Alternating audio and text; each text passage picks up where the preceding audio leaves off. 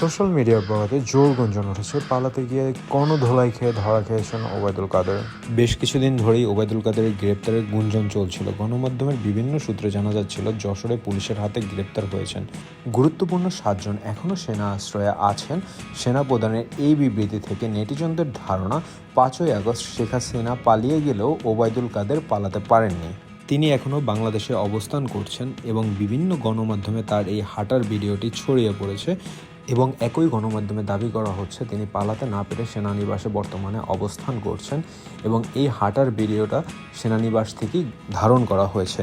এবং আরও ওই গণমাধ্যম দাবি করে তিনি গণধোলাই খাওয়ার পরে বেশ অসুস্থ হয়ে পড়েন এবং সেনানিবাসে চিকিৎসাধীন ছিলেন এতদিন এবং চিকিৎসা শেষ করে এখন রিকভারির পর্যায়ে আছেন এবং বেশ কিছুদিন পরেই তাকে সেনানিবাস থেকে গ্রেপ্তার দেখানো হবে। কিন্তু আমাদের আপডেট নিউজ 24-এর পক্ষ থেকে ভিডিওটি যাচাই বাছাই করে দেখা যায় এটা 4 বছর পুরনো একটি ভিডিও এবং বিভিন্ন গণমাধ্যমে যে গুঞ্জনগুলো শোনা যাচ্ছে ওবায়দুল কাদেরের গ্রেপ্তার, ওবায়দুল কাদের পালাতে পারেননি, ওবায়দুল কাদের যশোরে গ্রেপ্তার হয়েছেন বা ওবায়দুল কাদের বিদেশে পালিয়ে গেছেন, এটার কোনোটারই আনুষ্ঠানিকভাবে আর্মি বা পুলিশ থেকে কোনো বিবৃতি এখন পর্যন্ত পাওয়া যায়নি। কিন্তু ধারণা করা হচ্ছে 2-1 দিনের ভিতরে আনুষ্ঠানিকভাবে ওবায়দুল কাদের গ্রেপ্তার হবেন।